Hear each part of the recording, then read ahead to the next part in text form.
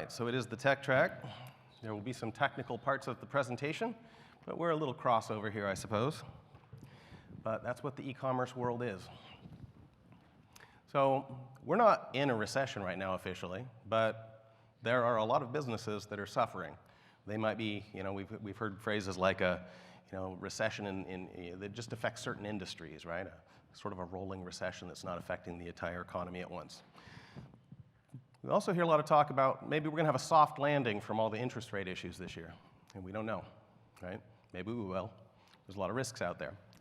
So a hot topic with a lot of people right now is thinking about how to respond to economic downturn, and there are a lot of advertisers right now, a lot of Magento merchants that are struggling, that are in the middle of a downturn that's affecting their business. So Brent introduced me already, but just a little bit of background. Before running a paid ad management company, I was vice president of IT and e-commerce for almost a decade. We launched a Magento 1 site in 2008. We launched a Magento 2 site in 2016. So I've been on the tech side of things, been on the business side of things, just crossover between the worlds. Cyberware is a small agency that specializes in ad management just for e-commerce merchants. Probably about half of our clients are Magento merchants. We deal with all aspects of ad management, but also with interesting integration issues between the ad platforms and the Magento site itself, and the other e-commerce platforms we also use. So the agenda today is going to be pretty simple. I'm going to talk about some things about facing reality. What does it mean to be in a downturn, right? And what are some common responses, and maybe what are some problems with those responses? Then I want to talk about some optimization. Here's where we're going to get a little bit more into some technical weeds, right? What can we do to make the Magento site and the ad platforms work better together so the ads perform better and we squeeze a little bit more juice out of that lemon? At the end, I want to talk about just diversifying a little bit, trying some new things, setting ourselves up for future success as we come out of whatever downturn we're experiencing. So first off, let's face the music. If a business is going into a downturn and they're seeing a real slump, it's going to be hard, right? When people start to see their business results slack off, they usually follow a couple patterns, and sometimes it's one after the other, right? So frequently, the idea is, oh no, the world's crashing, our results aren't as good, we need to preserve cash, we need to cut expenses. And so there's a knee-jerk reaction to look at what the biggest expenses are and to cut. And oftentimes advertising is one of those biggest expenses. But there's also another reaction that is, let's buckle down and really try hard and do better and get the results that we got last year. Let's make sure we solve the problem that's occurring right now and get our numbers back up. And if we don't get the numbers back up, some heads are going to roll, right? And so frequently we do one of these and then we do the other of these and they all get combined into a big mess. Let's talk about what happens when you cut ads entirely. You see that ad budget is a major expense and you say, we got to axe that in order to save cash. This is a real example from a real merchant who faced that at the end of last summer. So early on in the year they were growing, their costs were going up, the revenue was also going up. If you notice, by comparing those two graphs though, once we hit summer, revenue started falling off a bit relative to the costs. Costs kept climbing. That's interesting. That business is definitely experiencing a little bit of a downturn in their industry. They know they're in an industrial downturn. Their competitors are also facing a similar issue. Their suppliers are saying everybody's having problems.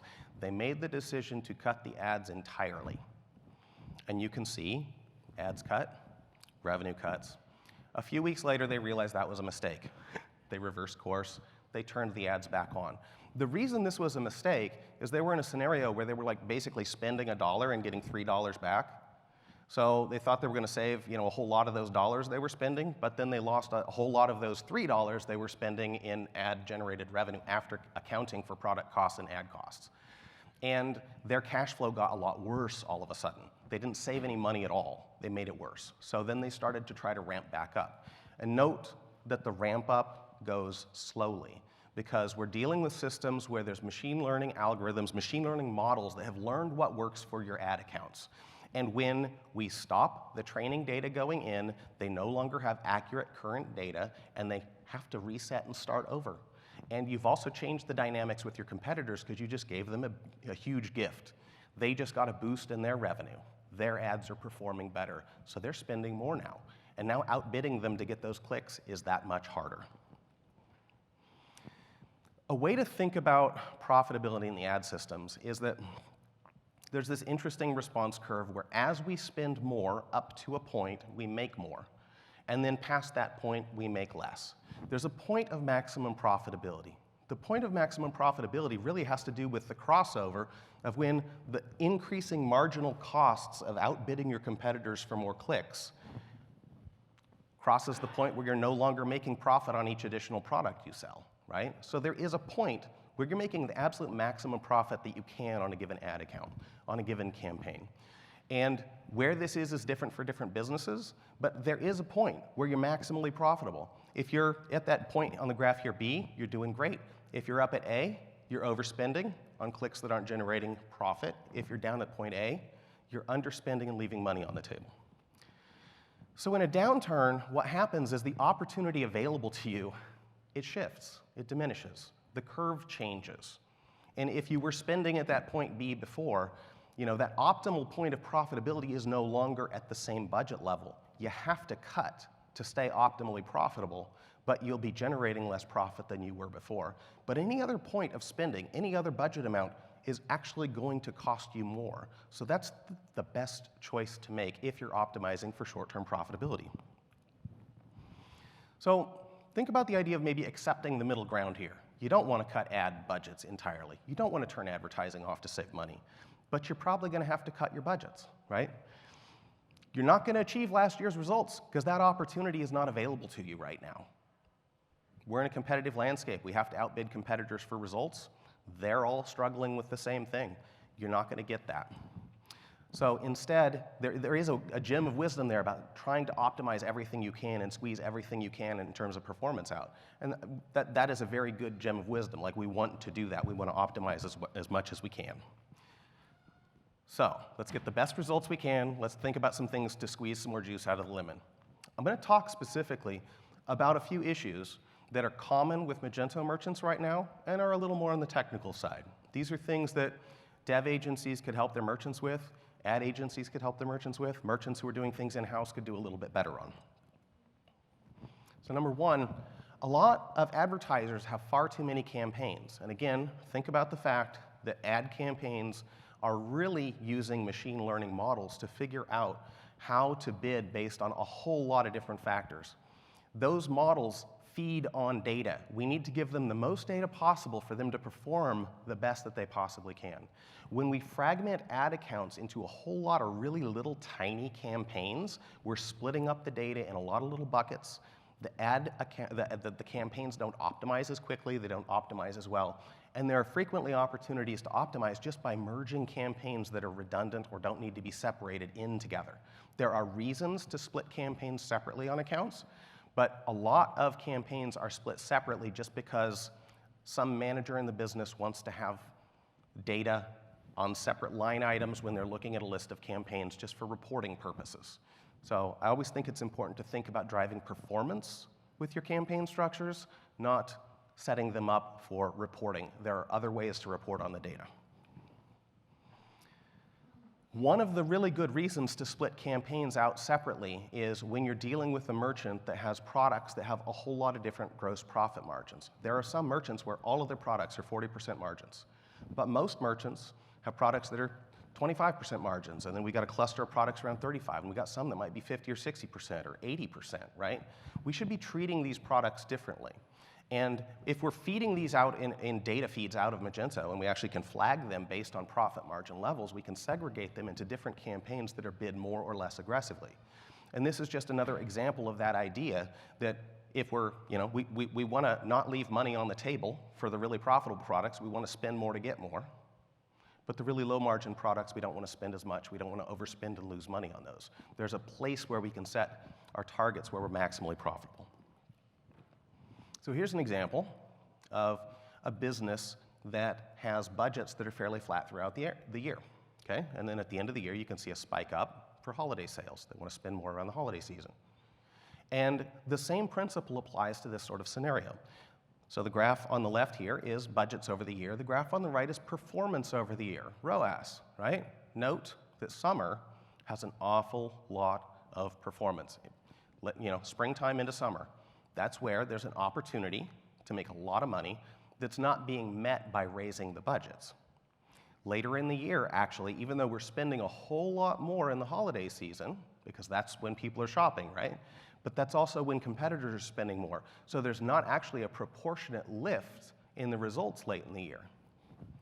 So if you do an analysis on something like this and instead split the budgets so they're spread differently throughout the year, just spending the same annual budget but flexed throughout the year in a different way can easily give you another 5% revenue for the same spending. All right, tech issue here. Most Magento merchants are using a very simplistic feed generation tool. They're using a very simple extension that came with some built-in templates, and they're just plugging the Magento product attributes into this template. They're uploading that to all the different platforms that they're working on, right? There's a lot of opportunity for improvement by implementing all the other things that you can do in a product data feed. So most Magento merchants still haven't implemented product attributes that Google added to their product data specification in 2020. They're still using, maybe they're adding 10 attributes into their data feeds, and if they put some work into it, they could really flesh out the data. They could be putting 20 or 25 attributes into their data feed per product, and that would help with product matching to user search queries.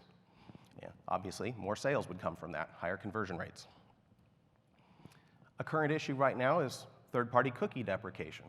We are losing the ability to set a cookie on a user's browser and then add them into an audience and show them remarketing ads or bid higher for them when they search for our products in the future. So one of the things that can be done now is to create audiences based on customer data, where we take some token like an email address, do an SHA-256 hash on that, and we submit a list of these hashed email addresses to Google or Meta or LinkedIn, and we create audiences of people who are past customers or our best customers or people that are on our email marketing lists that we're communicating with on a regular basis for email. So setting up audiences like this can give us the ability to communicate with our customers as we lose the ability to put them in audiences with cookies. And that's rolling out right now, right? So this is a current issue that will have a huge impact on performance this year. Enhanced conversion tracking uses a similar technology to hash the user's email address or some other information like that and pass that along with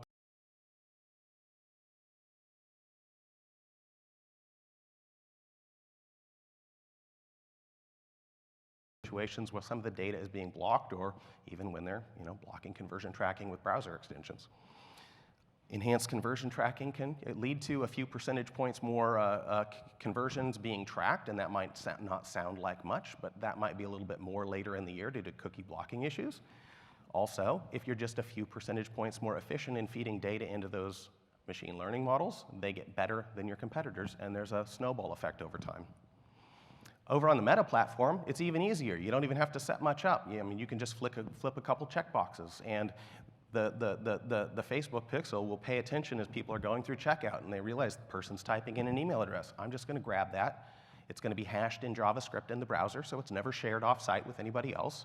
But then that hashed value passes over to Meta, and they can attribute conversions in situations where they would otherwise be blocked and be more efficient at running the campaigns in the future. Server-to-server tracking is something that almost nobody has implemented across all their ad platforms. Some people have set up the Facebook conversion API. It's a really interesting thing where we're still doing the front-end JavaScript conversion tracking, but we also have a server-to-server channel on the back end. It doesn't go through the browser at all, can't be blocked. We pass some of that same information, some hash tokens about who the user was, some information about what was in the shopping cart, and the value of the purchases, and we can maybe pass tax, shipping, other information like that. And that data on the back end, on the ad platforms, can then be patched in to improve the training of the machine learning models. So just real quick, some other low-hanging fruit. How about product disapprovals? Are any of you have like 10% of your products in merchants that are disapproved? What about the Facebook catalog? Fix the data issues there and you might have a 10% boost in revenue overnight. Brand advertising. There's a lot of companies that think that they shouldn't advertise on their brand keywords because those people are going to come buy from them anyway. Go check the click-through rates on people that are searching for your brand keywords and see how many of them aren't actually clicking on your organic result, right? It's an issue. Your advertisers are advertising on your keyword. Your competitors are advertising on your keywords, and maybe you should too. So how about SEO? SEO is a good one. So officially, Google says your organic search results will have no impact on your advertising. That's true. They don't directly have any issue, any interaction. But there's this sort of side channel that's interesting.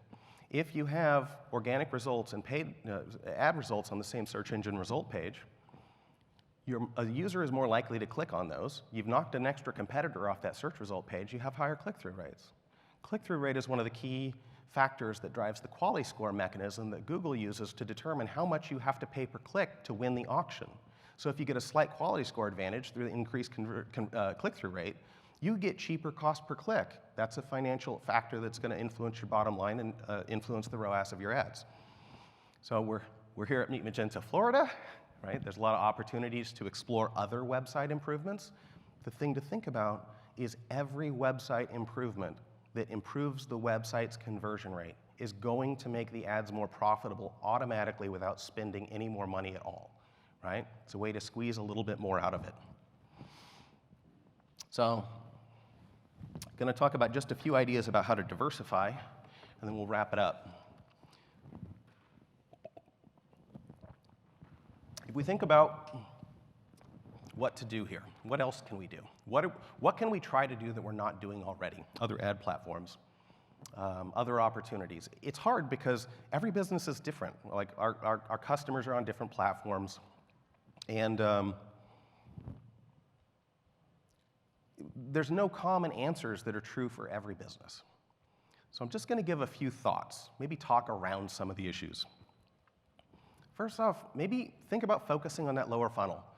If you're in a downturn, this is the time to think about platforms where people are actually searching for products, some vague brand building advertising on social media that might pay off in the future.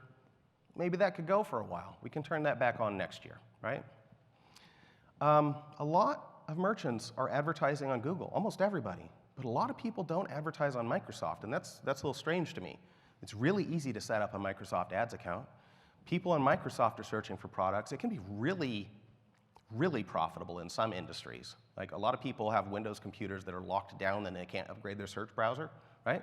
They're the browser, so they can't change their search, all that sort of stuff, so they just default into using a Microsoft product and ending up on Bing search. A lot of government workers, a lot of people in industrial situations where they can't change anything on their computer. It can be really useful in B2B contexts to advertise on Microsoft Ads. A lot of Magento merchants also don't sell on Amazon, or if they do, they have a resistance to advertising because they're already paying so much and all these extra fees to Amazon. But you can set up some really simple Amazon campaigns that are bid at a really low level and target them for a really high return on ad spend and increase your Amazon sales fairly easily. The fact that a lot of people don't want to do that actually is wonderful for those of us who do. There's a lot of opportunity there. And when you think about like what to try, think about, well, you know, if something's working well on one platform, is there a way we could duplicate this to other similar platforms? So if you have search data on Amazon ads about what people are looking for there and converting on, those search terms might work well on Google as well, right? If you've got some things that are really hot products that are working somewhere, maybe, you know, on your Google account, and you know what's selling really great and what's the hot thing, well, setting up some social media ads that are more direct response and not as, you know, not the fluffy brand building awareness stuff that's going to get you results down the road, but this is the product that's selling right now today. Get some direct response social media ads going on those key products. You know, set up some carousels with your top sellers. There's always opportunities like that to expand what works on one platform to others. I would say when you're figuring out what to cut and what to expand on, just be really careful about social media attribution models and how they count their conversion tracking and what's going on with them displaying products on audience networks. We frequently have situations where ads are shown out in, you know, on third-party websites when you're running ads on another platform, and they're attributing conversions based on people just passively viewing that ad, not interacting with it at all. It's a huge cause for double counting conversions, so it's usually good to be skeptical about those numbers and really understand what they mean. So What else can you try? Social media is really great for narrowing in on particular audiences. There's obviously a huge shift the last few years to short form video. If you're in a downturn and you don't have a lot of money, but you do have time, you might want to just play around with that. You might want to spend some more time on platforms that you don't normally use, just as a user, and pay attention to the ads on there, what resonates with you, what looks like it's working. Think about where your customers are moving and stay in front of them. So, we'll wrap it up. Remember what I said about those 2 most common responses to a downturn earlier on. It's like either we're going to slash the ad budgets to save on expenses, or we're going to try to achieve last year's results by trying really hard and firing people that can't pull their weight because they're not performing anymore, or some combination of all of that. Your competitors are going to make these mistakes, and that is actually the best possible outcome. If you avoid these mistakes and your competitors make them, then you're in that wonderful situation. Your competitor dropped their ads to nothing, and you get this beautiful spike in sales. It's lovely. Happens all the time. Or they fire the key people in their marketing department that couldn't perform, and now coming back out of the recession or downturn, their best people are gone. Those are the people that got them their growth during the last business cycle. Think about that. There's a huge opportunity, but the biggest opportunity is as you're coming out of that.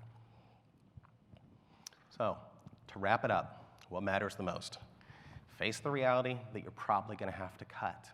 You're probably going to have to spend less and you're going to make less. But don't turn the ads off, right? Optimize more for short-term profit. Optimize for lower funnel ad results.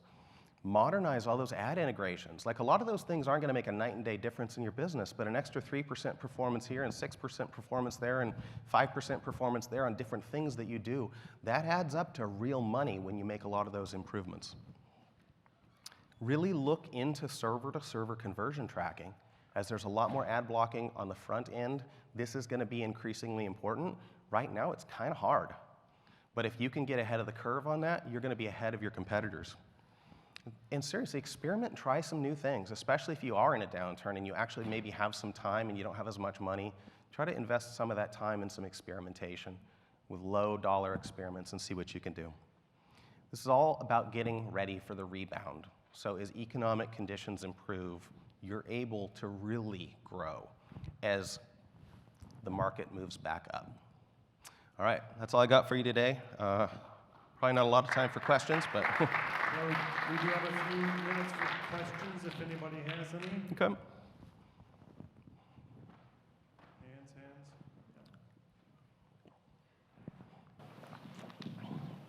Hello, my name is Gala, and I'm not native speaker, so sorry if something will be not really understandable, but I have a question. It's a great idea and I'm really supportive that you need to check the whole pipeline to understand where you're losing your conversion actually, because sometimes, and I used to be a CMO of the biggest media in Ukraine, I saw like we were just using the traffic, getting that, and then in the end we see like, okay, we get nothing. We sold one pillow and it's like kind of stupid, because if we will pay real money, it will be like a few thousands of dollars for advertising for one pillow sold. Mm-hmm. So yeah, I really believe strongly that people sometimes just not checking where they're losing their traffic. But what instruments of that checking you are providing? For example, when you're working with a client and you are saying, okay, you need to optimize everything, but actually who is optimizing that? Who is making all this audit? Who is making like not just a good advice, but makes things happen? Because implementation, like everything, you can advise whatever. So who is doing that? Okay, so let me just restate. You're asking, like, in a situation of all these different improvements to potentially make, who's doing that audit? Who needs to drive those projects forward? All that sort of thing. Man, I don't think there's one answer to that, because every organization is structured differently. They have different vendor relationships with the other people involved in their team. So, when we're dealing with something like that, we're getting in the middle of that and making recommendations, but also there are things that are out of our control that we need the website developers to do. So we need to convince the e-commerce company that they need to involve their developers. So we have to build a case for it and just work through that, the politics of that, right? Then there's other things like the server-to-server conversion tracking. Well, Magento has some pretty decent APIs. We've got some pretty good code. If we get our client to give us a Magento REST API integration with access to the customer and order information, we can actually grab all that information, format it appropriately, and feed it into all the ad platforms. So there's things like that that don't even require customization on the site, and they're as easy as just setting up access. So it depends. It depends on the tech stack, what they've already got implemented, and just the skills of all the partners involved. All right, and there's some other good examples of selling pillows in the U.S. if you want to. No political jokes. Hello, my name is Wesley. I'm just curious. I'm new to the Magento space as a merchant, client side. Have you seen any Magento clients use DMPs to prepare for a cookieless future? If not, what are some other alternatives? Well, there's all sorts of stuff going on out there, right? So yeah, for sure. But again, I mean, there are just issues of scale. We've got Magento merchants all over the place. We got Fortune 500 companies, and we've got really small mom and pop businesses, and their ability to use different platforms or different features there, different options for how they can deal with those issues, different options for how they can aggregate customer information and stuff. It's just it varies all over the board.